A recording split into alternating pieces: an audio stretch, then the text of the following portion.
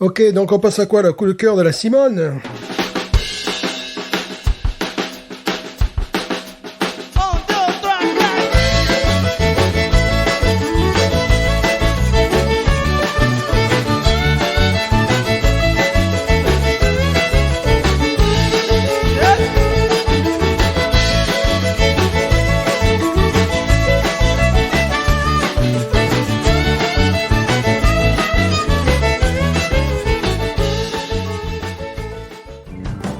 Bienvenue sur Binous USA, Binous. le podcast qui vous propose une critique de bière US chaque semaine. Des bayous louisianais, nous vous délivrons nos coups de cœur, conseils pratiques et l'expression cajun de la semaine. Un podcast à consommer sans modération.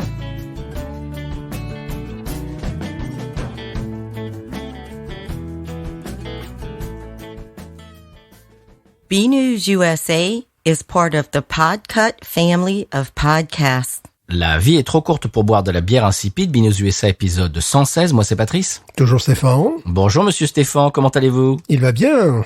Il va bien. Alors Stéphane, juste avant l'émission, juste avant de démarrer l'enregistrement, je te disais que moi j'ai pas grand-chose cette semaine pour ce qui est des petites bafouilles et des petites brèves que j'aime bien partager avec les auditeurs et auditrices en introduction. Toi, tu as dit que tu avais une histoire, mais évidemment, tu ne me l'as pas divulguée en off pour me garder la surprise, la fraîcheur. Bien sûr, fraîcheur, c'est le mot justement. Peut-on boire une bière congelée? Non. Est-ce que c'est dangereux pour la santé? C'est surtout impossible. Une bière, disons, décongelée. Ah, décongelée, non, je pense que ça devrait aller. Voilà, effectivement, j'ai fait d'ailleurs mes recherches un petit peu avant, parce que, bah oui, j'avais laissé de la Peroni au congélateur. Elle me suis dit, ah mince, j'avais oublié que j'avais mis la Peroni, tu vois. Et comme c'est pas non plus une bière d'exception, j'ai regardé un petit peu les témoignages. Il y a une jeune femme notamment qui disait je serais morte depuis longtemps alors. Et donc je l'ai laissé transpirer, tu sais, je l'ai mise sur un sous-boc. Je l'ai laissé bien gentiment transpirer, puis je sais pas, peut-être 1h30, j'en sais rien. Je l'ai bu. Alors certains consommateurs disent que ça peut altérer le goût. Ouais, mais là, c'était pas une bière trappiste d'exception millésimée. Ouais, donc, ça va. Il y avait absolument, le goût n'était pas altéré. C'était simplement, je me suis dit, j'ai quand même sauvé une canette, quoi, voilà.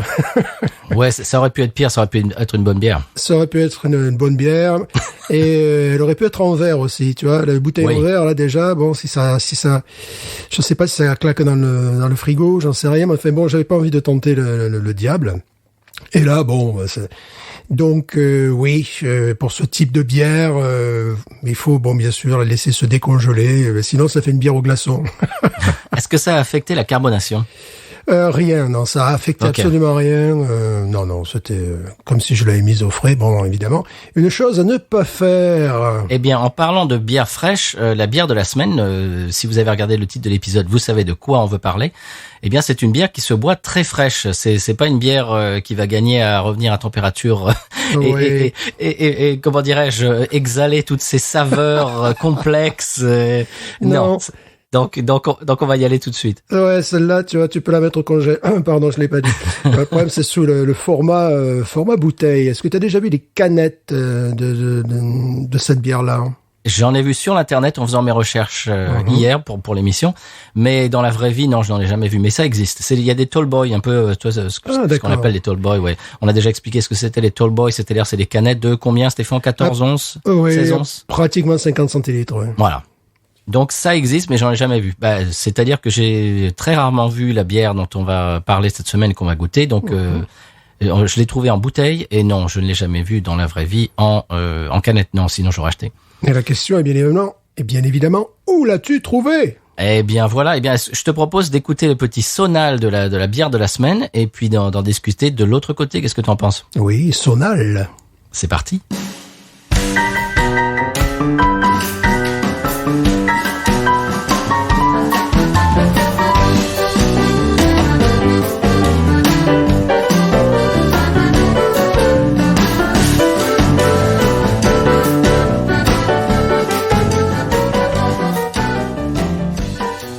Eh bien voilà, après ce petit sonal, moi je ne dis pas jingle, monsieur. Je fais la chasse aux anglicismes.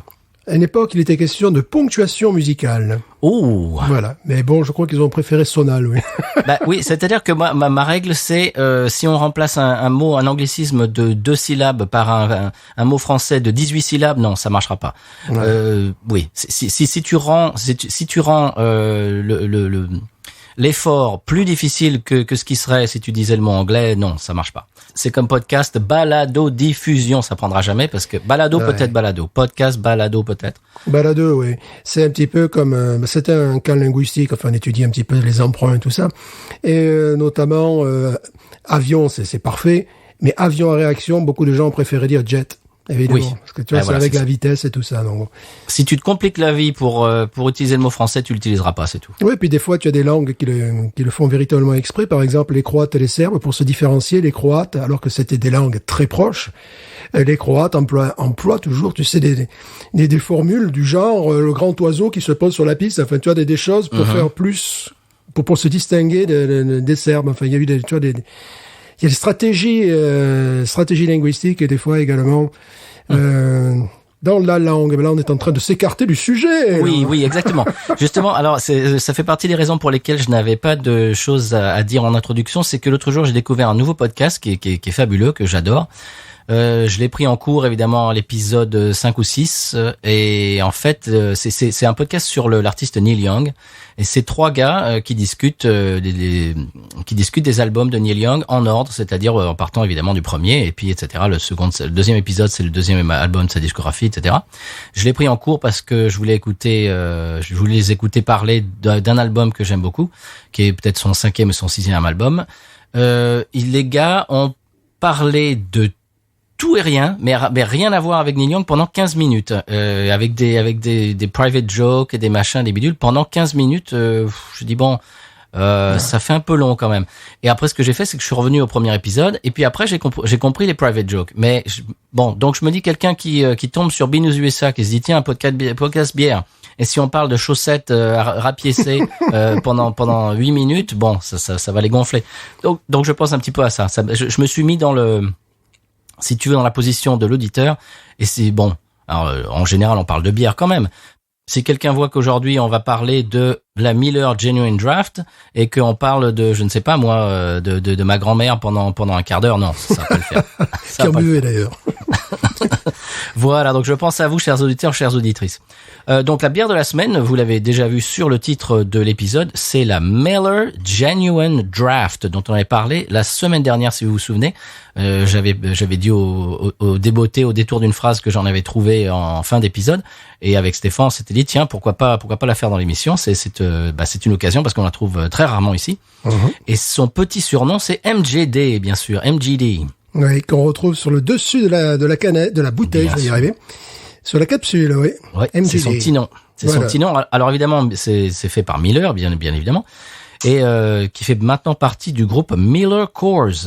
Ils ont fusionné. Avant, c'était la grande bataille, et maintenant ils font partie du même groupe. Ouais. Alors basé à Milwaukee, dans le Wisconsin, bien sûr. Et Miller a été fondé en 1855. Donc c'est pas une nouvelle brasserie. Miller Coors, je suis allé sur leur site. J'ai un petit peu passé. Tu sais, ils te montrent toutes les bières différentes qu'ils font. Il y a à boire et à manger. Il y a la Mickey's, par exemple, qu'ils font aussi. Oui, alors là, vous pouvez la congeler. Hein. Vous pouvez la jeter aussi. Voilà. Vous pouvez tout simplement ne pas l'acheter. C'est encore plus ça. Oui, c'est ça, déjà. Ouais. Vous passez devant, vous arrêtez pas. Alors, donc, la Genuine Draft a été introduite en 1985. Donc on en parlait l'autre fois. Ouais, ça vient des années 80. Et elle est basée sur la même recette que la fameuse Miller High Life. Donc c'est exactement la même recette. Et tu vas voir que on n'en est pas loin. Tu vas voir au goût. Mais simplement, elle est filtrée à froid 4 fois et elle est non pasteurisée. Ah bon? À la différence de la Miller High Life. Et tout ça pour lui donner un goût de bière en fût. D'où le nom Genuine Draft, c'est-à-dire le vrai bière tireuse en fût, quoi. D'accord. C'est assez surprenant. Bon, l'High Life, il m'est arrivé de boire la Light, Miller High Life Light. La version non light, j'en discutais avec un collègue, on arrive à peu près à la même conclusion. c'est qu'au bout d'un moment, elle fait mal à la tête, quoi. Ah, moi, elle me fait pas ça. Oui, j'en ai bu. Effectivement, j'ai aussi bu de la Miller High Life Light, qui est vraiment très honnête pour une bière Oui, light, vrai, et qui en plus qui coûte rien. Mhm. Tiens, dans le même groupe, il y a Hams. Voilà, je disais qu'il y a à boire et à manger. Il y a Hams et Mickey's, tu vois. C'est Ouais, ils ont tout regroupé, ouais. oui, Et ils doivent avoir la course banquet, évidemment. oui, bien sûr, bien Voilà. évidemment. Alors là, je me suis pas fait avoir ce coup-ci, puisqu'ils ont encore changé les canettes. Tu sais, ils ont encore fait une série spéciale avec une valise de 24. J'ai dit non, ce coup-ci, j'arrête, parce que sinon, la valise de 24, on va rester sous ma table et je vais être obligé de l'offrir. Bah, c'est dommage parce que tu aurais pu me la donner. Oui, mais là, j'ai dit non, je vais pas me faire avoir 10 fois non plus. Si chaque 18 mois, ils changent la canette, bon, ça va. Bon, c'est toujours magnifique, d'ailleurs. Mon épouse aime beaucoup la Coors Banquet. Donc, pour finir la description de cette bière, donc, donc je viens de le dire, c'est exactement la même recette que la Miller High Life, mais non pasteurisée pour un petit peu copier le ressenti et le goût d'une bière qu'on boit à la pression dans un bar. Voilà, D'accord. c'est ça le concept. Alors, c'est une American Adjunct Lager, évidemment. C'est la même chose que ce qu'on a dit, Coors Banquet, Miller High Life.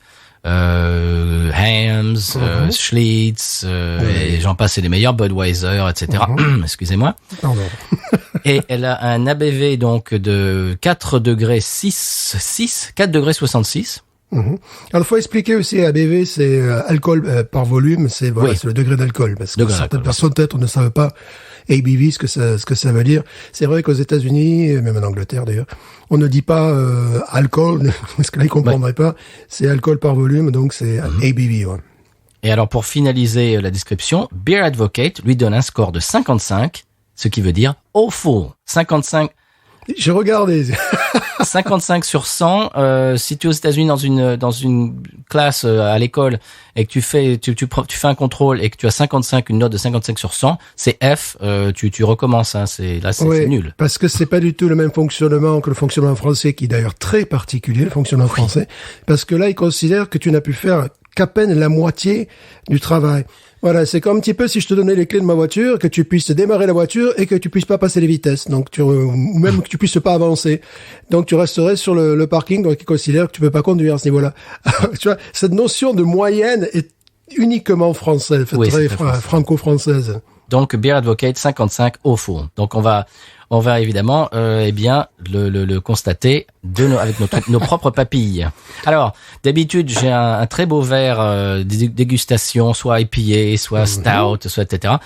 Aujourd'hui j'ai opté pour un verre qui va très bien avec la bière, c'est-à-dire le shaker, la pinte shaker américaine, qui est absolument pas recommandée pour la bière, mais elle va aller avec cette bière puisque c'est une bière quand même de basse extraction, il faut pas se mentir. De grande classe. Moi, International, j'ai choisi parce que j'ai décidé de lui donner sa chance, toujours avec ces bières un petit peu de qualité discutable. Je sors malgré tout mon verre Versteiner, qui est vraiment un verre à lager, un petit peu un verre flûte en définitive. Et bon, on va voir quoi. Peut-être Très le bien. miracle du verre. Eh ben à lager comme à lager, comme on dit. Voilà, à lager comme à lager. Eh bien, je te propose de faire là, c'est bien qui commence. En général, c'est toi qui commence. Je vais te laisser commencer, tiens, voilà, Ok, pour une fois. d'accord. Alors, c'est un twist-off, c'est-à-dire que c'est pas Tristoff. C'est pas le chanteur Cher au San Pellegrin, non. C'est un twist-off, c'est-à-dire que comment dirais-je, la capsule, tu n'as pas besoin de décapsuleur, tu as simplement besoin de la tourner. Et voilà, alors que moi je suis allé chercher des capsuleurs. Pas du tout, mais que nenni, monsieur. Alors, j'y vais.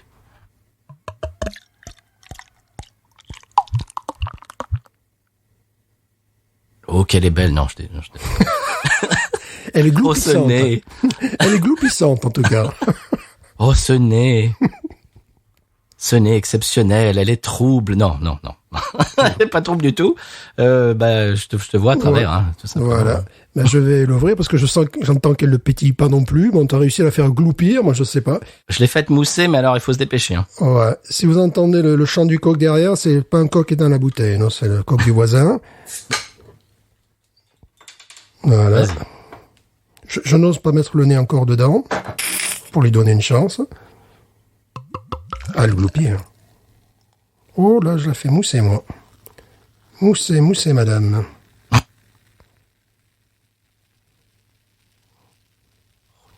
Bon, j'ai pas pu verser toute la bouteille tellement que je l'ai fait mousser. Ouais, j'ai réussi à obtenir.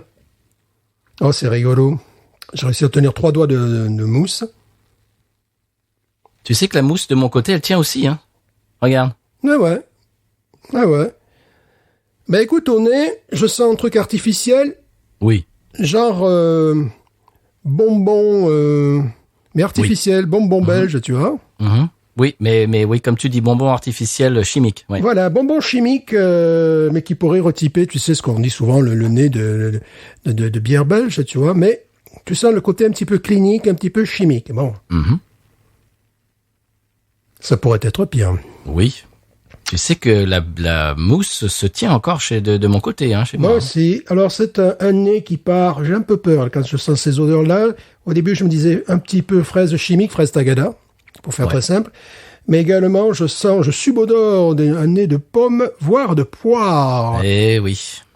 Et c'est ce que je sens là, tu vois. C'est-à-dire, là, maintenant, c'est pomme-poire. Ça, on en a parlé, c'est pas forcément une bonne chose. Pomme-poire lessive. Tu sais, vraiment, la lessive en poudre, tu vois. Oui. Bonux. Voilà, exactement. Et un petit nez aussi en fond, un nez que je n'aime pas, qu'on appellera funky. Il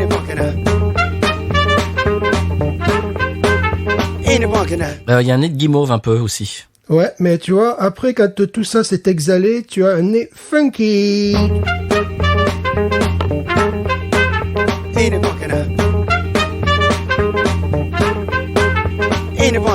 De putois, t'as quelque chose un peu, tu sais, de non noble, que je sens, j'ai pas encore goûté, chères auditrices et auditeurs, je me suis pas encore lancé. Puis on peut dire que là, on enregistre le matin aujourd'hui, ce qui est complètement exceptionnel. Bon, il est 11h du matin. Ah, c'est une bière du matin. Oui, bah c'est ce qu'on s'est dit. On s'est dit, tiens, on va enregistrer le matin. Je dis, bon, ça va bien avec la bière, parce que s'il y en avait une triple belge ou une double IPA, bon. Bon, j'ai déjeuné, évidemment, ce matin. Bien sûr. Ouais, décidé d'enregistrer le matin, parce que couper la clim à 3h de l'après-midi, il commence à faire un peu chaud ici, voyez-vous. C'est le sauna, tu sais, le yoga qu'ils font dans les saunas, là. On y va? Ouais, je vais rajouter un petit peu de bière, puisque bon, j'avais fait une grosse mousse. Et je vais faire en sorte de conserver une grosse mousse. Alors, ça se boit très frais, hein. Oui, et tu comprends pourquoi? Parce que, en fond, tu as ce côté funky.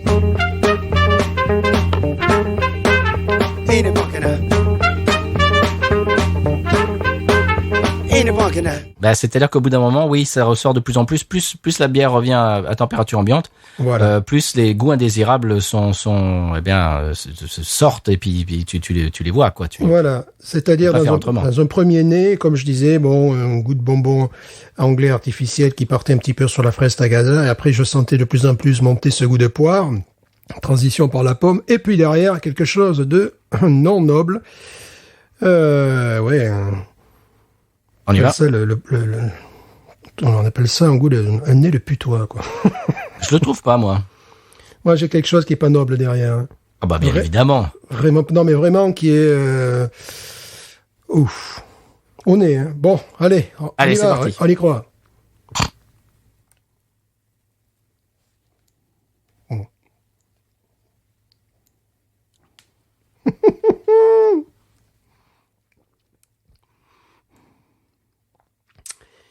Ah, tu as ça également. En bouche, en rétro-olfaction. C'est-à-dire? Bon. Très honnêtement, c'est meilleur qu'une Bud, qu'une Bud Light, ça. Y a pas de problème, hein. Aucun problème. Ce que j'aime. Souplesse. Rondeur en bouche, tu sais, pareil que la Miller High Life, c'est ce que j'apprécie dans la Miller High Life. Ouais. C'est qu'il y a une forme de souplesse, tu vois, que tu retrouves dans la Hamm's, que tu retrouves évidemment dans la Schlitz. C'est-à-dire que tu n'as pas ce côté astringent, pétillant, qui te donne l'impression de boire un soda ou un Perrier, tu vois, ou que sais-je encore, de l'eau de Badois. Donc ça, c'est ce que j'apprécie. On sent une amertume également qui vient après se déposer. Ce que j'aime bien vraiment, c'est la structure, tu vois, qui est très... J'aime bien ce côté souple. Après, ce que je n'aime pas, c'est le retour évidemment de ce goût de maïs, tu vois. Ah oui. Et ce que je n'aime pas, c'est ce que j'avais senti, c'est pas en rétro-olfaction, c'est entre les deux. C'est en fond de gorge. Et là, quand j'ai avalé, bon, j'ai apprécié cette structure souple, vraiment ronde en bouche et tout ça. Et ce que je n'ai pas aimé, pratiquement en même temps, c'est ce que je sentais, tu vois, ce goût un petit peu funky, quoi. Je sais pas comment le déterminer autrement, un peu pourri, hein, voilà, tout simplement. On pourrait supposer que, tu sais, c'est comme si tu mets, je sais pas, une bière dans un verre mal lavé, tu vois, ce qui n'est pas le cas de mon verre, tu vois, quelque chose qui n'est vraiment pas noble. Comprendre, tu vois, les poubelles de restaurant à l'extérieur, tu sais, quand tu fais des fois les arrière-boutiques, tu vois, que t'as les épluchures de pommes de terre avec de la viande. Là, je sens on vend du rêve à nos auditeurs. Là, oui, voilà, on va être tout à fait franc, quoi. S'ils se sont pris au full par, voilà, j'explique le côté au full. Maintenant, je serais peut-être moins sévère parce que je me dis que une bière comme ça, à la pression, ou le rapport qualité-prix, bon, le rapport qualité-prix, à mon avis, c'est très peu cher, quoi. C'est une bière qui est absolument pas chère, j'imagine. Bah, c'était $14 pour le pack de 12. Oui, voilà, ouais, c'est ça. Donc, c'est vraiment pas cher. Non, bon, je n'oserais pas parler de dentelle, mais il y a une dentelle effectivement, comme la Hermes. Oui. C'est voilà, c'est le style lager quand même. Voilà, hein, on a une belle dentelle. Bon, la mousse, ça fait un petit peu mousse chimique, hein, comme on a déjà dit, avec un petit nez, même une structure de savon industriel, de poudre, de Bonux, comme tu disais, pour citer une marque, voilà. Ce qui est rigolo, c'est qu'elle est juste à côté de la Ghost dans mon frigo, c'est-à-dire, c'est amusant, c'est assez oui, amusant. C'est amusant, ouais. Mais bon, à la différence de Bonux, c'est qu'il n'y a pas de cadeau au fond de la bouteille. Si ce n'est ce truc un peu étrange, là, qui me... Moi, je vais te dire, je la déteste pas, hein. Non, elle est pas détestable. Il y a rien que ce truc qui m'emprisonne un petit peu le cerveau et le nez, c'est-à-dire que s'il n'y avait pas la Hems, il n'y a pas ça. La Schlitz, il n'y a pas ça. La Miller High Life, Light, je pense qu'il n'y a pas ça. L'autre, je pense qu'il doit y avoir ça. Elle est très très proche de la Miller High Life. Ouais, l'autre, je pense qu'il doit y avoir ça. C'est logique. C'est un produit industriel dans tout ce qui se fait le plus industriel. C'est-à-dire que bon, j'ai l'impression que tout est artificiel, quoi. Mais vraiment, ouais, elle me rappelle la High Life et la High Life. Voilà, mais c'est ce truc-là qui me gêne, là, vraiment. Ouais, il y a une espèce d'odeur qui me dérange. C'est dommage parce que elle pourrait être au niveau de la Hems, tu vois, par exemple, qui fait partie du même groupe. Oui. Et qui, je voyais justement en commentaire, je comprends tout à fait d'ailleurs, il y avait quelqu'un qui commentait, parce que j'ai vu la note évidemment qui mettait sur Beer Advocate, mais malgré tout, je regardais des notes qui ressortaient, des gens qui mettent 5 sur 5, hein, parce qu'ils considèrent que c'est leur bière d'été, tu vois, bon, c'est une bière de contexte aussi. Oui. Si le gars, il expliquait que il était avec sa petite amie sur la plage, bon, là, on peut comprendre, tu vois, c'est peut-être lié à sa petite amie, j'en sais rien. Mais bon, il faut toujours replacer ce type de bière également dans le contexte et les comparer avec ce qui est comparable. Et donc, une personne disait, mais quand il n'y a pas de Hems, la personne pourtant dans le Middle West disait, elle est parfois difficile à trouver, la Hems. Celle-là, on la trouve partout. Voilà, c'est ce qu'il disait. Et quand j'ai pas de Hems, je prends celle-là. Ben, je comprends. Ça. Oui, moi aussi. C'est-à-dire, si je vais dans un bar, ça m'arrive de temps en temps d'aller dans un bar dans lequel on joue avec mon groupe, et ils n'ont que Bud Light, Budweiser, Coors Light. Ils ont même pas de Coors Banquet. Ça n'existe plus dans les bars Coors Banquet. Personne n'en boit. Donc ils ont arrêté de. Une fois j'étais dans un bar, il y avait la liste des bières, il y avait Coors Banquet dessus. Waouh, je me suis jeté dessus et la serveuse me dit, la barmaid me dit, non, on a arrêté de la vendre parce que personne ne l'achète. Voilà. Ouais. Donc ils avaient plus de Coors Banquet. Mais tout ça pour dire que j'en arrive à la fin de mon idée. Mais si je suis dans un bar, je suis obligé d'être dans ce bar, ça m'arrive quand on joue avec mon groupe, qu'il n'y a que Bud Light, Budweiser, Coors Light, Miller Light et ça, je prends ça. Hein. Oui, je comprends. Bon, après il y a le goût un petit goût de papier qui est assez commun dans ces bières faites au maïs. Tu sais, ça peut paraître, tu vois, ça peut paraître. On vend tellement du rêve cette semaine. Voilà, on vous vend du rêve aujourd'hui. Mais là, ça me fait regretter de pas m'être arrêté à la station-service pour acheter de la Hamm's, tu vois. J'ai l'impression que je suis le seul, le dernier à acheter de la Hamm's et j'ai peur qu'un jour, elle n'est plus, quoi. Enfin, je dis elle parce que ce sont des caissières. Et, sachant que la Hamm's, tu n'en trouves que dans cette station-service au sud de New Orleans, tu vois. C'est impressionnant, quoi. C'est le seul endroit, quoi. Il faut faire ce que j'appelle amorcer la pompe, c'est-à-dire que tu l'achètes pour qu'ils en recommandent et qu'ils en remettent en rayon. Voilà. Parce que sinon, si tu n'en achètes pas, et si ça ne se vend pas, c'est tout, ils vont arrêter de la vendre, ça c'est normal, voilà. Mais le problème avec ces bières très industrielles, c'est que je sais que c'est pas très bon pour la santé, quoi, on va pas se mentir. Quand tu achètes une Versteiner ou une Pilsner Urquell, là tu sais que tu peux y aller les yeux fermés, que c'est des produits dont les ingrédients sont de qualité. Là, c'est tout le contraire. Là, tu vois, là, tu te fais un six-pack, t'es malade. T'es malade. Bon, après, on va pas être critique. On va être critique, on l'a été. Mais on a commencé par la course banquet. Donc, on revient un petit peu à nos origines. Voilà, c'est un petit peu ça. Comme tu dis, on revient aux origines du podcast. C'est-à-dire que un touriste qui arrive aux États-Unis, qui va dans une station-service, il se trouve un mur de bière. C'est les gens qui ont écouté notre premier épisode, on a commencé comme ça. Qu'est-ce qu'on choisit? Est-ce qu'on boit de la Coors Light ou ça, par exemple? Moi, je préfère ça que la Coors Light, par exemple. Bien sûr. Mais ce qui arrive de plus en plus maintenant, c'est-à-dire que notre discours devient de plus en plus obsolète, et c'est tant mieux, c'est que lorsque tu vas dans des stations-service, tu commences de plus en plus à avoir des bières locales, des bières craft. Tu vois? Ici, l'Habitat Amber se trouve se trouve en station-service. Il y a une station-service à Bayou Blue qui a de la Sierra Nevada Pale Ale, par exemple. Ouais, absolument. À propos de l'Habitat Amber, c'est la première fois que je l'ai vu en canette également. Je l'ai vu, ça y est, la sorte en canette, tu vois. Ah ouais, ok. Voilà. Parce que souvent on trouvait on trouvait uniquement la bouteille. Donc là, je l'ai vu en canette.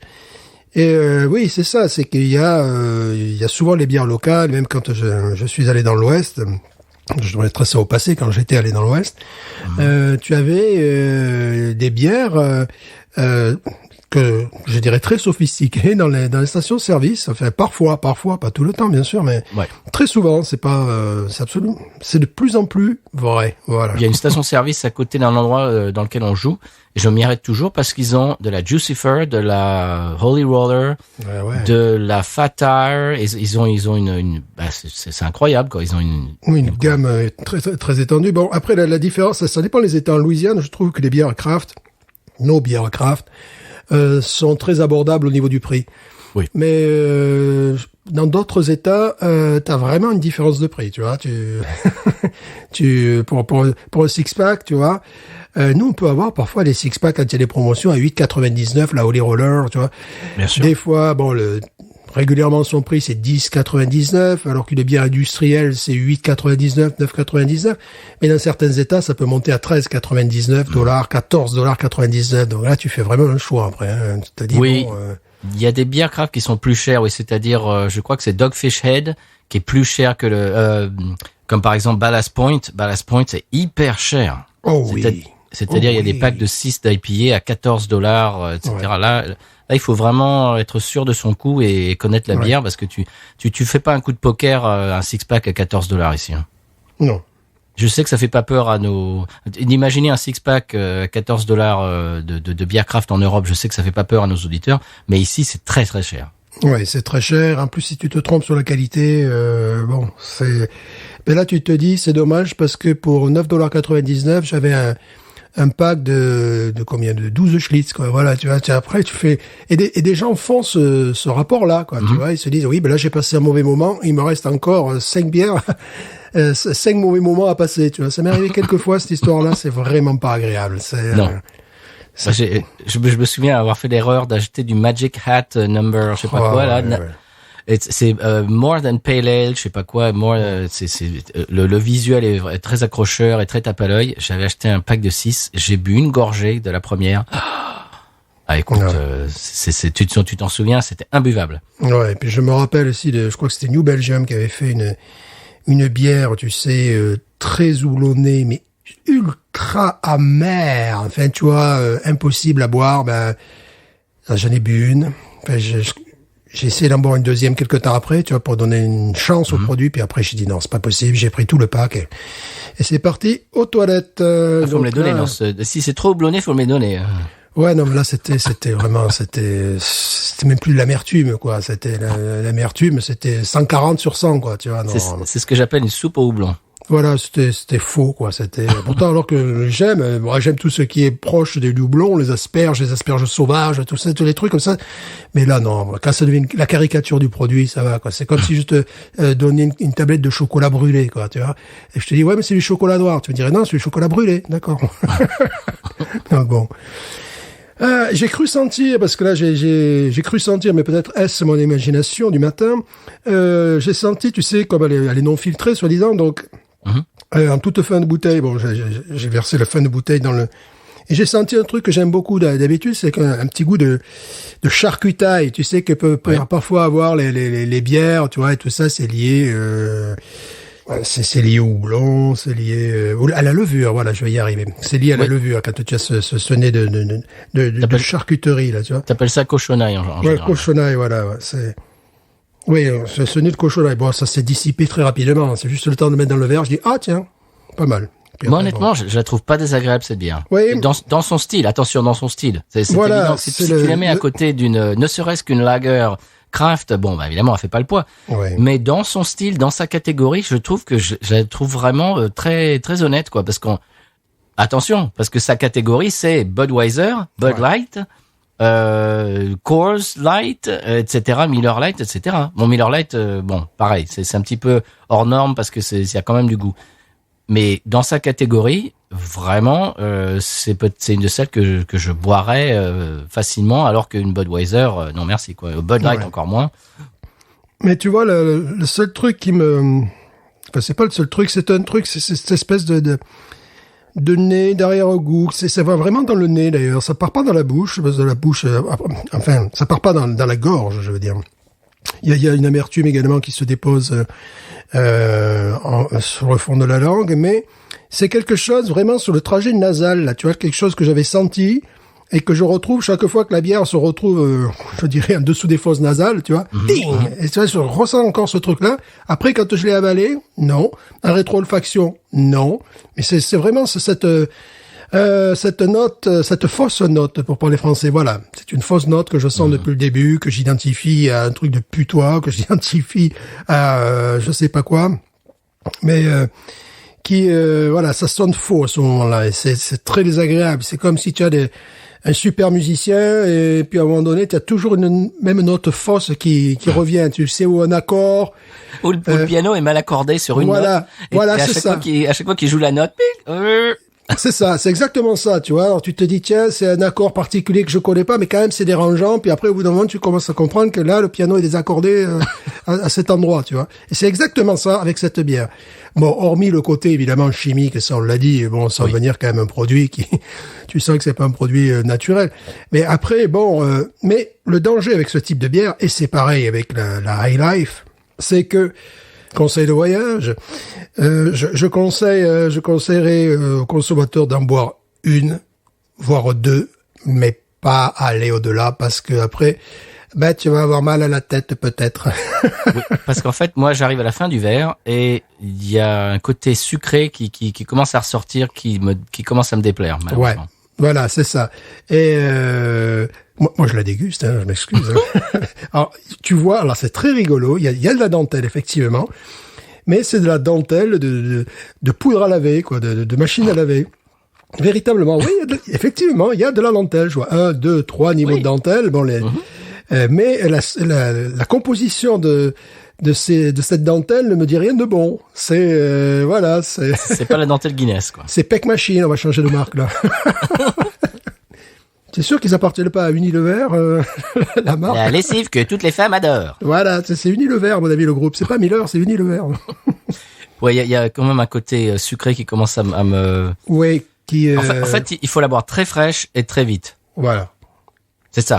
Et en quantité, je dirais, ça tu bois pas un demi-litre, hein. Tu bois la bouteille là comme ça de 33 centilitres, effectivement. Parce que aussi, tu sais, la Miller High Life, ils la vendent parfois version version 1 litre, tu sais, le gros réservoir, tu vois. Là, je déconseille la light, c'est faisable, c'est jouable. La régulière, non, parce que tu risques vraiment d'avoir, je trouve des maux de tête. J'ai parlé avec un collègue, lui, carrément, il n'y touche pas parce qu'il a des problèmes de santé, bien sûr. Oui, bien sûr. Il y a des problèmes de santé, et je lui ai plutôt conseillé, tu vois, de boire Yuengling, par exemple, tu vois. Mm-hmm. Si j'ai le choix entre ça et Yuengling, je prends Yuengling. Moi, ça, c'est direct. Hein. Bien sûr. Maintenant, il faut vraiment, si j'ai le choix entre Bud Light et ça, je vais prendre ça, peut-être. Oui. Alors, question. Est-ce que tu trouves, parce qu'on connaît la Miller High Life par cœur, est-ce que tu trouves, le goût, évidemment, parce que c'est la même recette, le goût du Miller High Life, mais en version si tu la buvais à la pression, parce que c'est ça le concept. Est-ce que tu le ressens? Alors, je trouve qu'elle a encore plus de souplesse, plus de rondeur, plus d'amertume. Donc, oui, ce pourrait être une version améliorée, tu vois.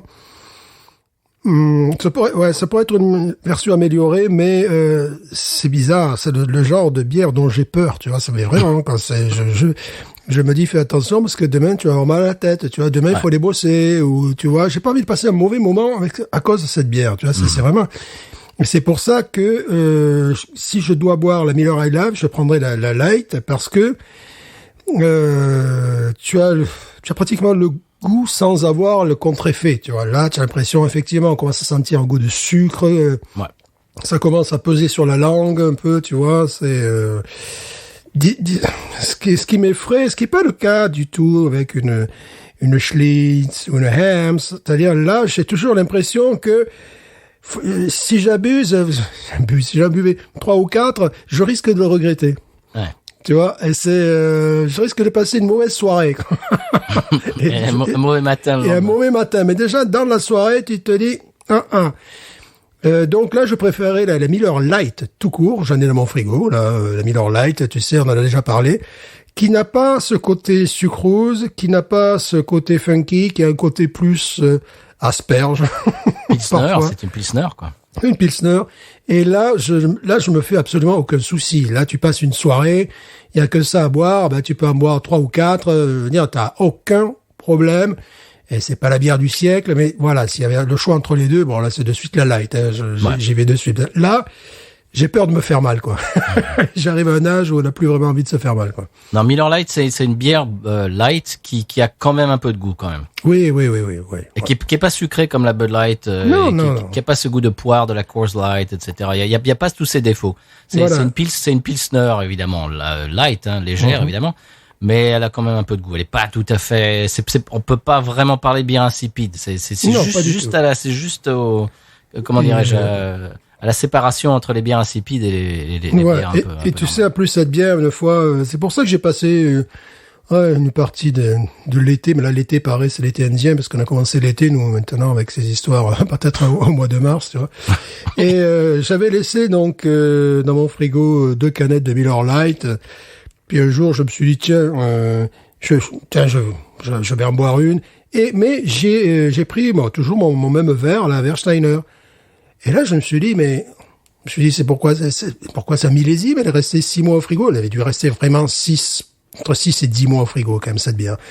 Et là, je me suis dit, mais écoute, servi dans des bonnes conditions, dans un verre correct, parce que souvent, ce genre de bière que tu bois à la canette, que tu prends pas au sérieux, tu vois. Ouais.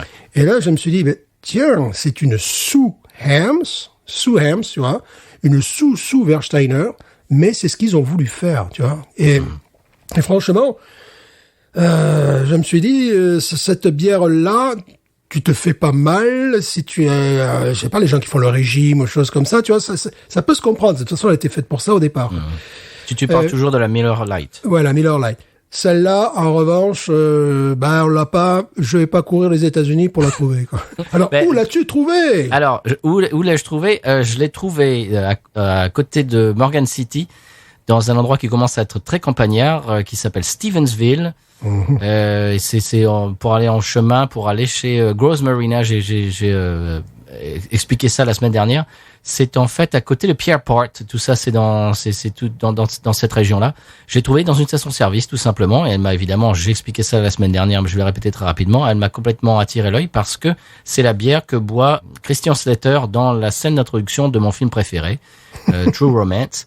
Et c'est pour ça que ça m'a complètement attiré l'œil parce que je ne la vois jamais ailleurs. C'est-à-dire que c'est une bière, si je la voyais tout le temps partout, depuis des lustres, j'aurais peut-être goûté une fois et je me serais dit bon, ça va quoi. Mais là, c'est la rareté qui a fait que j'ai acheté parce que donc elle est associée à mon film préféré. Et puis je ne la vois jamais. Et voilà, donc on en a parlé la semaine dernière. Et puis elle est là dans l'émission aujourd'hui, mais bon, c'est pas quelque chose que je vais marcher sur les mains pour aller chercher quoi. Non, mais c'est là tu soulèves un lièvre, dirais-je. Tu lèves un lièvre. Je le soulève aussi. Tu le soulèves aussi, tu lèves un lièvre. Ce qui est très intéressant aux États-Unis, même en Louisiane, c'est que tu passes d'une région à l'autre, tu as des murs de bière, on en a déjà parlé, qui sont différents.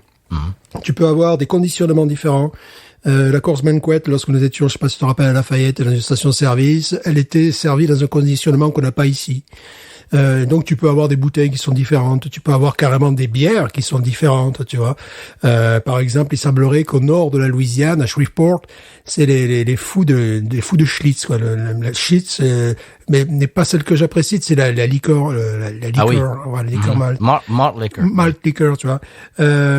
Donc il y a parfois des poches, des niches comme ça où un produit se vend bien, où un produit a toujours été distribué, mais de toute manière, le mur de bière est différent. C'est pour ça que j'aime bien quand je vais à Lafayette ou Lake Charles, quand je vais vers l'ouest là-bas, regarder surtout aller dans les stations-service, et pas forcément dans les supermarchés un petit peu chics, où là tu vas retrouver des classiques que tu peux retrouver ailleurs.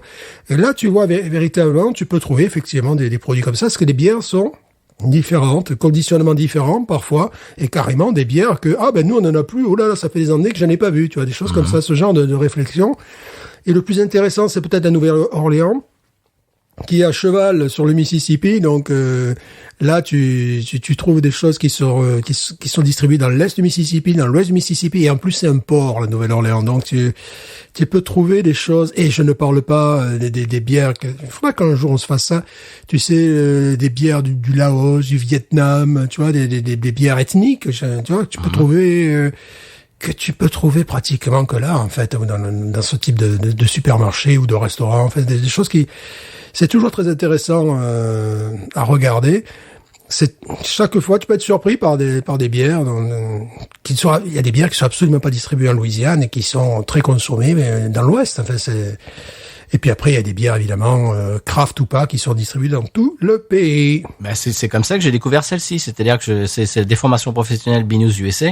À chaque fois que je rentre dans une station-service, je vais voir le mur de bière. Au cas où, eh bien là, j'ai été agréablement surpris par une bière qui ne se trouve que là, apparemment, dans cette station-service, j'ai envie de dire dans l'État de Louisiane parce que j'en ai jamais vu ailleurs. Tu en as vu ailleurs, toi? Non, je n'ai jamais vu, mais peut-être faudrait pousser vers Lafayette, tu vois, peut-être que vers là-bas, peut-être que eux, ils en ont. On lance un appel aux potes de Lafayette, est-ce que cette bière se trouve facilement dans vos stations-service, tu vois, parce que des fois, parce que là, quand j'arrive à Morgan City, c'est déjà autre chose, quoi, c'est déjà... on est de moins en moins dans l'est de la Louisiane, on va de plus en plus vers l'ouest, et donc les distributeurs, le mur de bière peut être complètement différent. Ouais. Et ce qui est rigolo ici aussi, c'est que dans les supermarchés en ce moment sont en train d'apparaître des bières de brasserie qu'on n'avait pas avant. C'est-à-dire Cigar City, qui est une brasserie de Floride. Eh bien ça y est, maintenant on les trouve ici. Ouais. Il y a une brasserie de Houston au Texas qui je commence à trouver des bières je me rappelle plus du nom, mais c'est une brasserie que j'avais quand j'allais au Texas à Houston, je la voyais évidemment, ils avaient toute la gamme et je ne la voyais pas ici et là elle vient d'apparaître ces derniers mois, donc voilà, c'est très sympa, il y a une espèce de dynamisme comme ça c'est chouette. Et je pensais à ça l'autre jour, je suis vraiment très très content qu'il y a cet engouement dans le public américain pour les bières un petit peu différentes, un petit peu craft, parce que ça ça brasse, c'est-à-dire qu'il y a des nouvelles brasseries, il y a des nouvelles bières, etc. Et c'est-à-dire que les gérants de supermarchés et puis les distributeurs balancent un hameçon et puis en général les gens mordent à l'hameçon et donc il y a une espèce de dynamisme et on trouve des nouvelles bières sans arrêt. Vraiment, je trouve ça génial. J'ai réalisé ça l'autre jour, il y a un jour ou deux. Je pensais à ça, je me disais mais t'imagines si les gens n'aimaient pas ça ici, qu'ils achetaient pas, qu'il faille y aller, je ne sais pas moi, à Lafayette ou à la Nouvelle-Orléans pour trouver la bière craft, ça serait triste. Je suis vraiment content que ça ait pris, que cet engouement, qu'il y ait une dynamique comme ça. Voilà. Alors souvent, ce qu'ils font, c'est qu'ils exportent leur porte-drapeau, tu vois. Par exemple, la brasserie de Floride dont on parlait, ils exportent 2 ou 3 bières. Tu vas pas avoir tout leur catalogue. Tout leur catalogue, il faut aller en Floride, tu vois. Ouais, mais il y en a de plus en plus. Par exemple, il y a une Goze Margarita, tu sais, le fameux cocktail avec de la tequila et du jus de citron vert, etc. Ils font une Goze qui rappelle un petit peu, qui retype le cocktail Margarita, le cocktail mexicain. Je commence à en voir de plus en plus. C'est vrai qu'au début, c'était leur porte-drapeau qui est une West Coast IPA, Jai Alai, qui s'appelle Jai, qui est très bonne d'ailleurs, qui est vraiment dans le même ordre d'idée que la Two Hearted Ale dont on parle souvent. Et puis petit à petit, j'imagine que s'ils voient que ça prend, s'ils voient que les gens achètent, eh bien, petit à petit, il y a de plus en plus de produits de ces nouvelles brasseries qui arrivent. Je trouve ça très très très très bien. Alors, est-ce qu'on va avoir une idée sur cette pauvre Miller Genuine Draft? Non, il faut avoir une idée. Écoute, je vais mettre 11,5. Ouais. Voilà. Ouais, pas plus, ouais.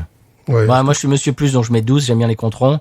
Mais ouais, non, 11,5, ouais, t'as raison. En plus, ma note correspond à peu près à celle, je l'ai même pas fait exprès, de Beer Advocate, tu vois, donc ça correspond à peu près. Bon, en français, on dirait passable. Ouais. Voilà, c'est-à-dire c'est une bière qui passe. Ouais, mais t'as la moyenne, ça va, voilà. Mais fais attention au prochain contrôle, quoi. Voilà, c'est ça, c'est passable. Donc, j'aime bien ce mot de passable. C'est-à-dire que tu as passé l'épreuve, mais vraiment, c'est même pas digne d'avoir assez bien. Tu n'as pas vraiment la considération du jury, quoi. Non, voilà. Bon, très bien, Stéphane. Eh bien, je voulais amener cette bière dans l'épisode, dans l'émission. Ça fait un moment qu'on n'a pas fait de American Adjunct Lager. Et là, c'était l'occasion. Ça nous a permis de parler de ce style de bière qui fait florès, évidemment. Oui. Bien entendu, dans notre pays. Et puis, de plus en plus en France, apparemment, on entend ça à la radio. Excusez-nous. Oui. Si on vous rappelle l'épisode de la semaine dernière. Voilà. Publicité mensongère. Oui. Très bien. Eh bien, est-ce qu'on passe au conseil de voyage, monsieur? Oui, quand même, un petit peu. C'est parti.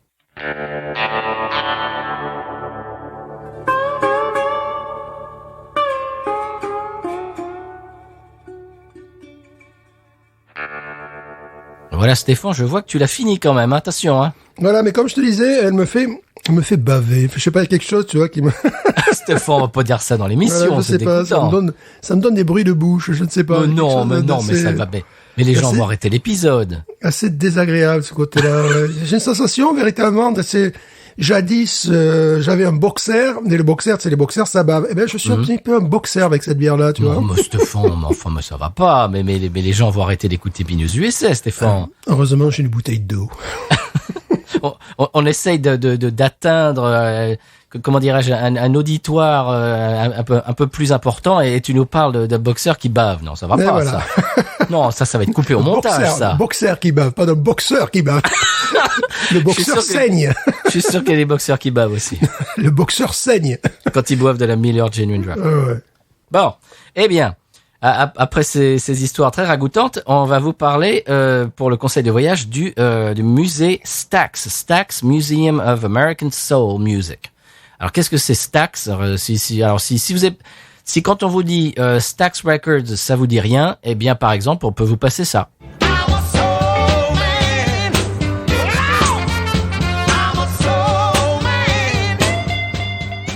Ou bien ça. I'm sitting on the dock of the bay, watching the tide roll away. Ou encore ça.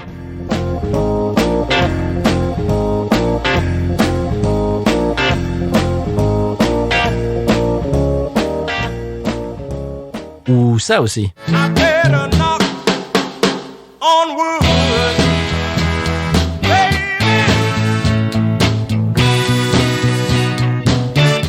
Et voilà, donc c'est un label. Le label Stax était un des labels de musique soul et de R&B les plus connus dans les années 60 et 70. Vraiment, c'était leur apogée dans ces années-là. Et c'était les directs concurrents de Motown. Alors Motown, c'est évidemment les Temptations, Marvin Gaye, etc. Les Jackson 5 et tout. Moi, je ne déteste pas Motown. J'aime bien, il y a des chansons que j'apprécie, mais je trouve ça très sirupeux. Alors il y a souvent il y a un orchestre avec des comment dirais-je des violons, des cordes et des machins. Je trouve ça un petit peu sirupeux. Et pour moi, Stax, on en avait déjà parlé dans un épisode il y a très longtemps, mais bon voilà, je réitère mes opinions. Pour moi, Stax, c'est plus graisseux, rock'n'roll, basique. C'est plus basique. Il y a moins de fioritures, je trouve. J'adore Stax. Alors par exemple, on vient d'écouter quelques extraits, mais on peut citer quelques artistes, par exemple Otis Redding, Sam and Dave, Booker T and the MGs, Isaac Hayes, The Staple Singers, Rufus Thomas, Albert King, etc. Et le bâtiment dans lequel se trouvait le studio était un ancien cinéma. Alors ça, oui. Et ça se voit vraiment maintenant. Alors maintenant, c'est un petit peu bizarre ce qui s'est passé avec ce bâtiment. C'est que donc il y a eu des rachats du label, etc. Il y a eu des espèces de transactions financières là-dessus. Et tout d'un coup, en 1989, le bâtiment a été racheté, je crois, par une église qui l'a totalement détruit. Et ce qui est rigolo, c'est qu'ils l'ont reconstruit à l'identique au même endroit 10 ans plus tard. C'est qui était un gâchis absolument incommensurable. Mais bon, maintenant, il est de retour et exactement à l'identique avec tout pareil. Et on voit vraiment que c'est un cinéma d'ailleurs quand on y va, et c'est devenu un musée. Tu y es allé, Stéphane, dans ce musée? Oui, j'y suis allé avec ma fille. C'est un musée, mais c'est également une école de musique. Tu peux y aller pour progresser dans ton instrument. Puis il y a également des expositions, également des performances qui sont. Donc ils ont voulu en faire un lieu de vie, pas uniquement un musée. Tu sais, maintenant bon. Je vais dire le business du musée, je sais pas comment la muséophilie, la muséotie, je sais pas comment ça s'appelle. Enfin, tu sais, ils ont réfléchi à comment faire vivre un musée dans une ville. Je suis allé au musée Buddy Holly à Lubbock. Bon, tu as des bornes interactives, tu as des concerts très fréquemment, tu as des expositions, tu as Paul McCartney qui est venu, Paul McCartney, pas les petits groupes de jeunes, les Beatles et tout ça. Ah, les Beatles, oui, ok. Voilà, tu vois, bon, tout ça. Donc, c'est-à-dire, oui, ils savent comment utiliser un musée qui doit pas être simplement un lieu, une espèce de lieu de culte, tu vois, où rien ne se passe. Donc voilà, tu sens vraiment ça dans plus que Sun Records. Sun Records vivent sur une légende, on en a parlé déjà. Sun Records, c'est le studio pressé à enregistrer. C'est tout premiers enregistrements. Où eux se limitent un petit peu à être un bar, des t-shirts, des disques à vendre, des gens qui peuvent enregistrer dans le studio. Là, Stax, tu sens qu'il y a des expositions sur Martin Luther King, sur tel peintre. Tu peux y prendre des cours de musique. Ils travaillent en rapport avec les écoles locales. Et c'est entre la muséographie, je sais pas comment on dit. Je ne sais pas. C'est pas grave. Si vous voulez nous le dire sur Twitter, Facebook ou Instagram, si vous voulez aider Stéphane à trouver ces mots aujourd'hui, ce serait les bienvenus. En fait, tout cette espèce de dynamisme dont tu parlais, c'est parce que maintenant c'est géré par une ONG qui s'appelle Soulsville Foundation. C'est-à-dire que donc c'est une organisation, comme je viens de le dire, ONG non gouvernementale, qui gère toutes ces manifestations culturelles. Donc c'est très sympa. Je trouve que c'est très bien fait. L'expérience de la visite vraiment à l'américaine, je trouve, mais dans le bon sens du terme, c'est-à-dire que c'est très interactif et ils ont vraiment mis les moyens, quoi.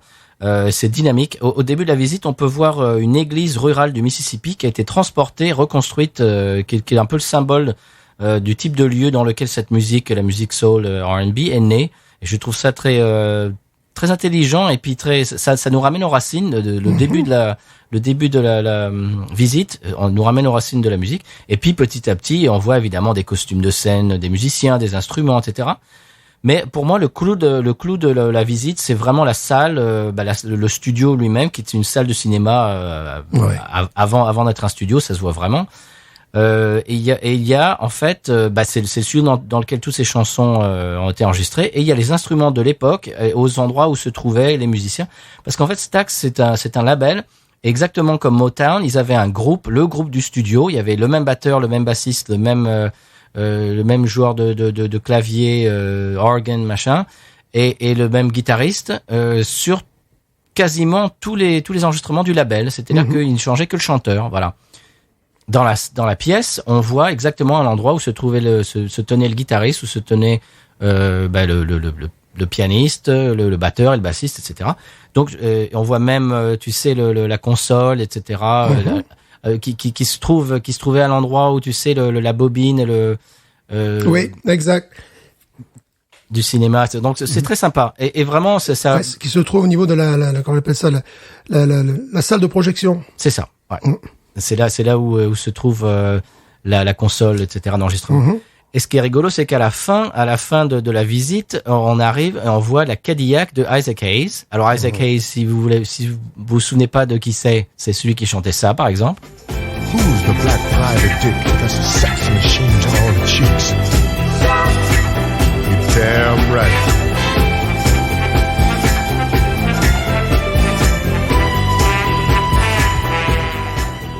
Et donc, à la fin de la visite, on voit la Cadillac de Isaac Hayes, Cadillac verte avec de l'or, je sais pas si c'est plaqué ou or massif, à mon avis c'est plaqué or, mais partout, toute la Cadillac.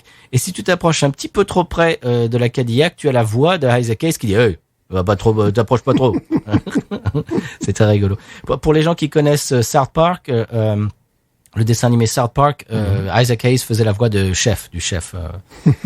Voilà, et donc c'est vraiment à voir si vous aimez la soul music, tout ce qui est musique soul, R&B, blues aussi, parce qu'il y avait Albert King qui faisait partie du label, des années 60-70, c'est vraiment à voir. Vraiment, ça m'embêtait beaucoup qu'ils aient complètement détruit ce studio qui était vraiment légendaire, et je suis très content qu'ils l'aient reconstruit à l'identique, et que maintenant c'est un musée dans lequel on peut aller. Et pour illustrer cette chronique, on peut écouter un morceau qui parle de Memphis. Tu sais que Stéphane, ça fait plusieurs semaines qu'on parle de Memphis toutes les semaines, et j'aime bien passer un morceau en rapport dans lequel il parle de Memphis, en général dans le titre, et puis dans les paroles aussi.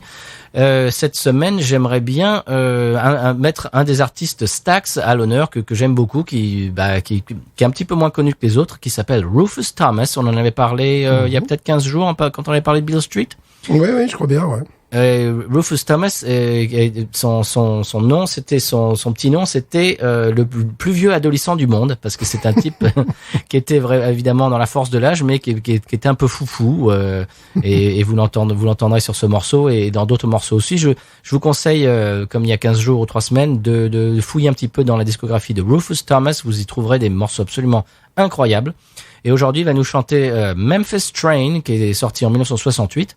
Qu'on peut retrouver sur le premier des 3 coffrets qui regroupent l'intégralité des singles Stax. Donc vraiment, je ne peux que vous recommander de vous procurer ce coffret. Moi, j'ai le premier et le deuxième, j'ai pas le troisième. Le premier est noir, le deuxième est orange et le troisième est bleu.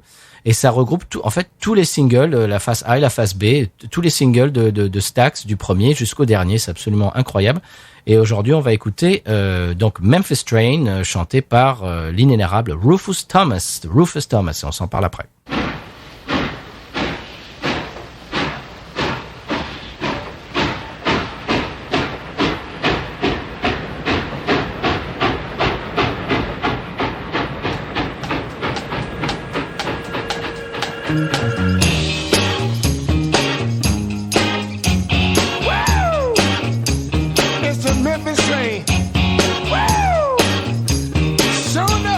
Memphis train. Woo! Look out now. Train number 1 is gone. Train number 2 is gone. Train number 3 has been gone. How long must I wait for you? Look out, car. Woo! Oh, shucks now. Woo! It's the Memphis train. When I drop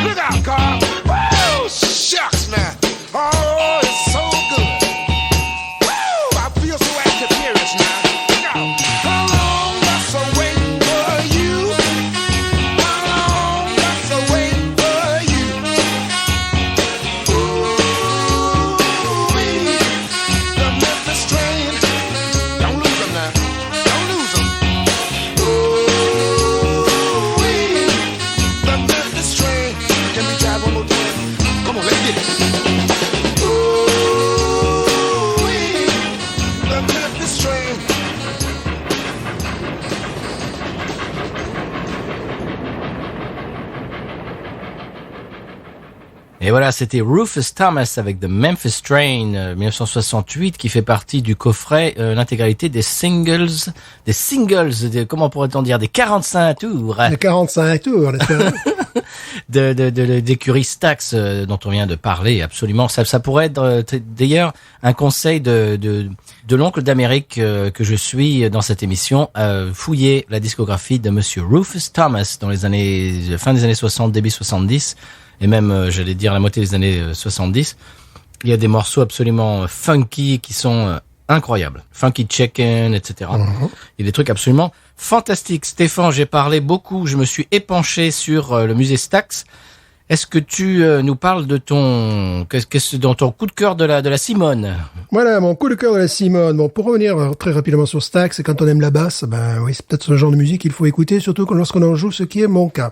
Alors je te laisse le floor, le dance floor. Je te laisse. Voilà. Alors on n'est pas très éloigné de Memphis dans l'esprit, on est même très proche de Memphis dans l'esprit. Il s'agit d'un jeune artiste, Colton Turner. Alors, lui joue du rockabilly, mais du rockabilly inspiré, qui rappelle par la forme, pas par la voix, une très jolie voix, qui rappelle un peu Ricky Nelson, tu vois.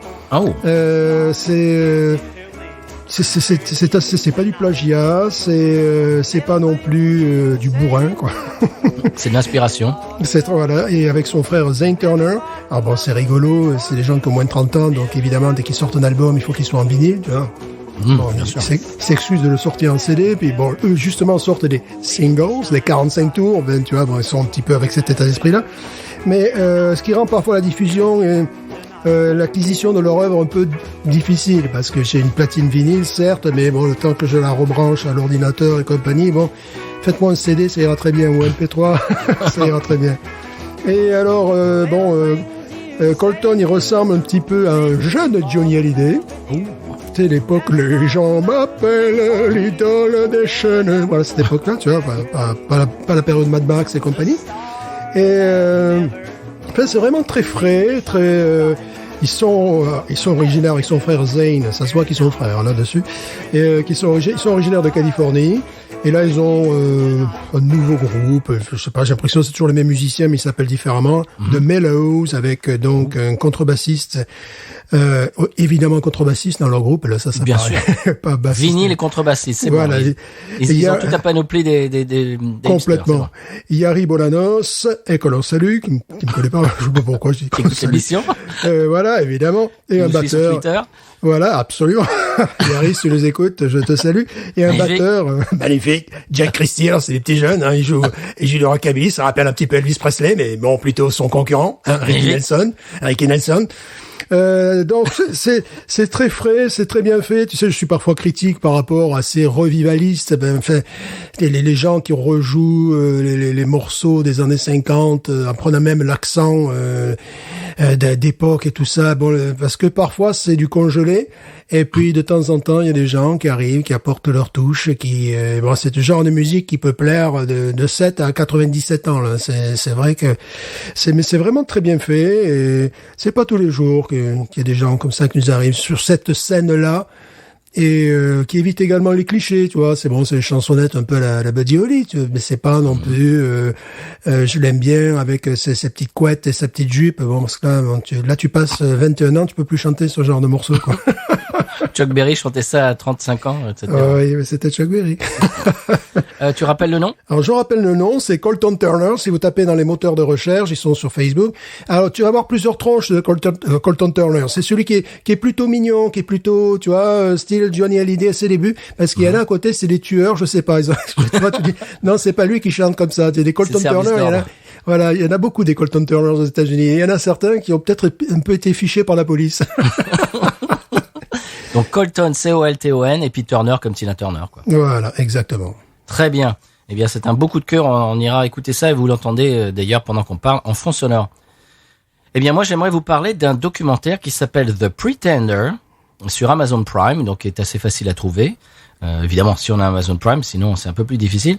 Et qui suit la vie de Mike Kunda, qui est un inconnu au bataillon, mais qui est le plus gros fan de Sylvester Stallone et plus particulièrement du film Rocky que j'ai jamais vu de ma vie. Alors, évidemment, oui. Alors, il a flashé sur le film quand il était petit, hein, comme beaucoup de gens, moi inclus évidemment. Moi, mes parents qui écoutent l'émission s'en souviennent. Quand je regardais Rocky, je devais avoir 7-8 ans, je regardais Rocky et il fallait que j'ai une robe de chambre et j'avais des gants de boxe et il fallait que je regarde le film avec ma robe de chambre, mes gants de boxe et puis tu sais une serviette éponge autour du cou là, tu sais. Ah bah oui, évidemment. Toujours. Et puis quand je regardais un western et il me fallait mon Colt, tu vois, putain, bien sûr. C'était le début de l'interactivité. Ouais, c'est ça. Je faisais du maintenant on appelle ça du cosplay maintenant. Voilà. Oh, excusez-nous. Oui, parce que maintenant on ne porte plus un déguisement, on fait du cosplay maintenant. Voilà. Mais évidemment. Alors je pensais que le plus gros fan c'était parce que chaque fois on lui demande non. Quel est ton film préféré et il sort évidemment Rocky le premier quoi voilà. Non, bah tu vas voir que ce type-là il nous bat tous à plat de couture. Et ce film a complètement d'ailleurs changé sa vie. Et le nœud du documentaire, c'est ça, de montrer un petit peu à quel point ce film a changé sa vie. Alors je vais pas en dire beaucoup plus pour pas divulgacher le reste. Je vais juste dire qu'il faut absolument regarder jusqu'à la fin, générique inclus. Parce qu'il y a quelques surprises dans le générique. Parce qu'en général, en plus sur les plateformes de streaming, ils ont la mauvaise habitude de faire ça. Dès que le générique démarre, pouf, ils te montrent, oui, vous pouvez regarder aussi ça, et ci, et ça, et puis tu loupes complètement le générique. Là, il faut vraiment, il faut pas couper le générique. Vraiment, le dénouement, c'est le cas de le dire, de l'histoire se trouve dans le générique de fin, donc soyez patients. Ah. Voilà, il y a quelques surprises, ça s'appelle The Pretender. Tu sais, comme la chanson... Oh yes, I'm the great pretender. Et ça se trouve sur Amazon Prime. Et donc voilà, si vous aimez le cinéma, si vous aimez tout ce qui est Stallone, etc. D'ailleurs, je l'ai conseillé à toute la team VHS et Canapé. J'aimerais bien avoir leur retour quand ils le regarderont parce que c'est tout à fait dans leur corde. C'est quelqu'un dont la vie a été complètement changée par Sylvester Stallone et le film Rocky. Et c'est vraiment touchant et juste voilà. Regardez jusqu'à la fin, soyez patients et à la fin il y a un dénouement qui est assez sympathique. Et voilà, c'est très sympa. Ça s'appelle The Pretender sur Amazon Prime. On a The Great Pretender, c'était évidemment les Platters. Platters, bien sûr. Voilà. Les assiettes. Très bien. Eh bien, est-ce qu'on passe tout de suite à l'épisode de Sanpei, parce qu'on n'en parle pas de Sanpei, évidemment. C'est un pays qui a une part de roi, la part du lion dans notre imaginaire et dans notre réalité de tous les jours dans le podcast. Eh bien, on n'en a pas encore parlé de Sanpei aujourd'hui. Qu'est-ce qui se passe? Sanpei qui a également des studios d'enregistrement. Bien sûr. Cultique. C'est là que Peterson Sloan a enregistré son hit, évidemment. Évidemment. Et puis Christophe, et puis etc. Évidemment. Tous ces gens-là. Tous avec les mêmes musiciens derrière. Bien sûr, c'est un peu comme Stax, il y a le même musicien derrière. C'est un peu pareil, oui. Il paraît qu'il y a un peu le même chanteur aussi des fois, mais bon, c'est pas voilà, ça se Sanpei. Qui me dira pourquoi j'ai le mal de vivre sans je ne sais pas, je vais comme un bateau ivre en portant mes souvenirs.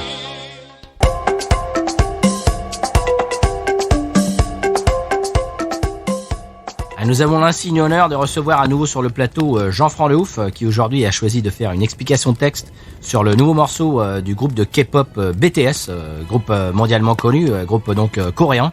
Alors, bienvenue dans l'émission, monsieur Jean-Franc. Écoutez, c'est un plaisir partagé. BTS, je trouve ça extrêmement intéressant que ces jeunes gens aient décidé de faire une formation professionnalisante. Ça me paraît tout à fait judicieux dans ces temps de crise. J'imagine, rien qu'à les voir, qu'il s'agit d'une formation professionnalisante en cosmétique, non? Je me trompe? Non. Vous avez dit que j'ai parlé coréen également, couramment. J'ai de très bons amis, à Phnom Penh notamment. Oui, mais là, c'est la Corée du Sud, hein, monsieur. Oui, c'est intéressant, la Corée du Sud, bien évidemment.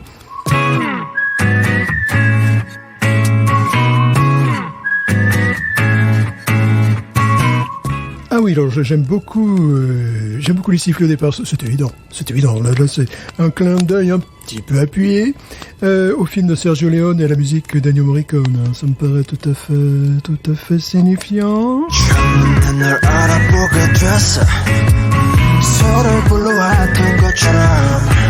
Ah, très intéressant là. Solo Pokora Rankochoa. Ah ben là oui, là on a le thème de la chanson immédiatement. Alors quel est ce thème? Ce thème, c'est extrêmement simple. C'est un groupe de jeunes gens qui cherchent leur chien perdu dans la ville, donc de Séoul, vous me dites. C'est extrêmement intéressant. Oui, alors ils ont un accent quand même. Ils ont un petit accent. Je suis plus habitué nord-coréen que sud-coréen, mais tout de même, j'arrive à comprendre grosso modo le thème principal de cette chanson, absolument remarquable. Ah, bien sûr. Bien sûr, Madame va te coucher. Ouais, alors là, écoutez, ça me paraît tout à fait évident. En français, on dirait Madame, allez vous coucher. Mais ce n'est pas du tout la traduction. En définitive, cela veut dire il faut remonter aux sources de l'Occitan, pourquoi pas. Va te coucher. C'est-à-dire que là, ils ont retrouvé le chien et ils veulent que le chien se couche. Comprenez-vous? Ça me paraît tout à fait signifiant. Et oui, c'est une chanson tout à fait intéressante, très dansante d'ailleurs. Ces jeunes gens d'ailleurs sont très bien habillés. Hein. Ils portent beau ces jeunes gens. Je suis sûr que c'est un BTS en cosmétique, non, n'est-ce pas? Je me trompe peut-être.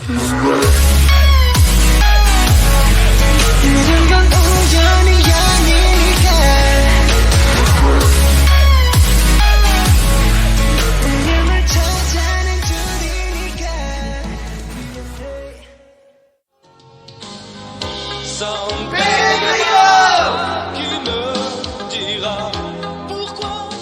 Et voilà, c'était l'épisode de 100p de la semaine. Et maintenant, on passe à l'expression Cajun. Qu'en penses-tu? Ah oui, parce que nous vivons en Louisiane. Quand même, allons-y.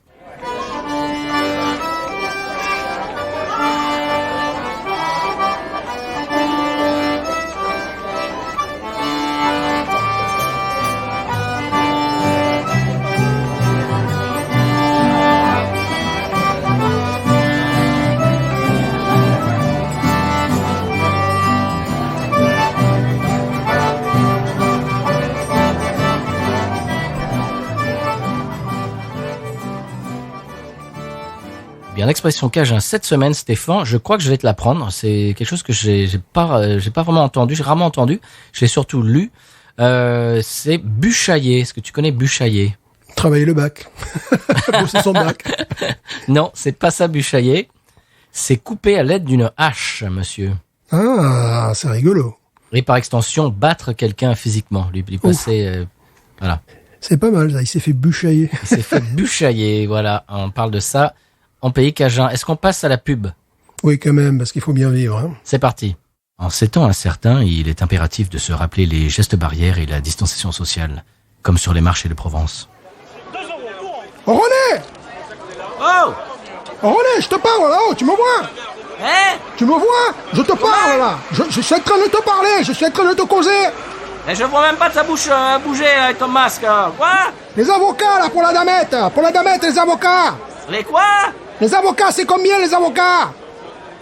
Des gravats, mais on va pas de gravats, si tu racontes. Putain, mais je te parle pas de maçonnerie, moi, je suis en train de parler d'avocats, là. On les fait à combien, les avocats? Tiens, je te montre, là. Je comprends rien ce que tu dis, là. Oh, je putain, vois rien mec. avec ton masque, là. Attends, avec ton masque et ton accent, je comprends pas non plus, hein. Moi, je commence à en avoir marre des gestes barrières, des compagnies, hein. Madame, je vous le fais à 1 franc. Je sais bien, le franc, ça existe plus, mais je vous le fais à 1 franc, c'est pas grave. Voilà, je l'ai vendu à 1 franc, c'est pas grave, voilà. Hey! C'est pas grave, allez, c'est bon, continue, va. Retrouvez les directives du ministère de la Santé sur podcut.studio. Vous pouvez également financer la recherche sur patreon.com/podcut. Eh bien voilà Stéphane, c'était la page de publicité de la semaine et on s'achemine clopin-clopant petit à petit vers la fin de l'épisode malheureusement. Mais on vous remercie de nous retrouver toutes les semaines et d'interagir avec nous sur les réseaux sociaux, bien d'ailleurs qui sont Twitter, Facebook et Instagram. Vous pouvez vous abonner à nos flux et puis nous envoyer des petits messages. Ça nous fait toujours plaisir. Stéphane, qui n'est pas en général sur les réseaux sociaux, eh bien il fait un petit peu le sous-marin sur Twitter de temps en temps. Il voit un petit peu ce que vous postez. Ça lui fait très plaisir, beaucoup plaisir. Cette semaine, on aimerait bien passer le bonjour aux gens qui nous écoutent d'Ukraine. Oh, Eh oui. Formidable. On avait parlé d'Ukraine une fois, d'une brasserie qui était tout à fait à l'ouest de l'Ukraine évidemment, et qui avait une scène, c'est pas très surprenant, mais très intéressante également de bière artisanale. Ah, très bien. Eh bien, si vous nous écoutez d'Ukraine, eh bien, vous pouvez vous manifester sur les réseaux ou bien binoususa@gmail.com pour si vous voulez nous envoyer un petit email, ça nous fait toujours plaisir. Mm-hmm. Eh bien, c'est à peu près tout, Stéphane. On se retrouve la semaine prochaine. Merci d'être avec nous, fidèle au poste. Est-ce que tu as quelque chose d'autre à ajouter ou bien est-ce qu'on peut prendre congé et dire à tout le monde, on se voit mardi prochain? Mais là, on a fait un petit peu baisser la moyenne, mais... Bah oui, quand même. Ça fait un moment qu'on en parle, parce que ça fait plusieurs semaines d'affilée qu'on a des bonnes bières, des bières qui sont Oui. bien locales et puis souvent des fois qui viennent d'ailleurs, etc. Mais en général de haute tenue. Ça fait longtemps qu'on se dit il va falloir faire baisser la moyenne. Bah là quand même, voilà, aujourd'hui il a fallu faire quand même. Voilà. Et ce qui m'a rappelé un petit peu nos confrères, nos amis de l'âge de bière qui se sont mis comme mission, ils sont un petit peu fous, de boire une bière de Macro toutes les semaines. Et donc ils font ça toutes les semaines, ils boivent un truc comme ça. Bon, après ils se rattrapent, hein. Il y en a 2 autres qui sont en général craft et qui sont en général gouléantes et savoureuses. Mais toutes les semaines, ouais, ils boivent. En général, c'est évidemment une American Adjunct Lager, mais qu'ils trouvent eux au Québec. Et donc on leur passe un petit peu le bonjour. Ça fait un petit moment. En général, on parle souvent. Ça fait quelques jours qu'on n'a pas entendu parler d'eux. Eh bien, on leur renvoie. C'était une espèce on leur renvoie quoi, Stéphane? Qu'est-ce qu'on leur envoie? La balle. La balle, un appel du pied. Voilà. Et n'oubliez pas d'écouter aussi nos compères d'âge de bière. Et puis aussi, tiens, en parlant de ça, j'allais presque oublier, dis donc. Bière et Moustache a sorti enfin notre entretien qu'on avait fait avec lui. Tu te souviens quand on l'avait rencontré au Bulldog? Bien sûr. C'était à l'époque où les gens allaient encore dans les bars en Louisiane, sniff. Oui. Voilà, donc c'est un petit peu retour vers le futur. Vous pouvez écouter une petite conversation qui dure, je crois, 16-17 minutes, où on parle évidemment de la scène brassicole et de Louisiane, un petit peu aussi du Texas, etc. Si vous voulez nous entendre parler avec Benoît, eh bien, vous pouvez écouter Bière et Moustache, qui est sorti. À l'heure où cet épisode sortira, ça fera peut-être une semaine ou deux que l'épisode sera sorti. Si vous voulez, si vous n'avez pas encore eu votre plein vous n'êtes pas rassasié de Patrice et Stéphane, eh bien, vous pouvez écouter cet épisode. C'est rigolo, je me suis aperçu, Stéphane, qu'on fait vieux couple, hein, on finit les phrases de l'un de l'autre. C'est très rigolo. Et voilà, si vous voulez nous entendre gloser, discuter autour d'une bière avec Benoît de Bière et Moustache, eh bien, vous savez ce qu'il vous reste à faire. Stéphane, est-ce que tu as autre chose ou bien est-ce qu'on pourrait dire le mot de la fin qui est toujours le même d'ailleurs? Je pense qu'on pourrait dire le mot de fin. Binous. Ain't nothing turns me on more than a big patat. Oh, I like that patat. I like the patats too big. Look at her go, look at her go. I like both the patats. We should watch her, we should watch her, we should watch her.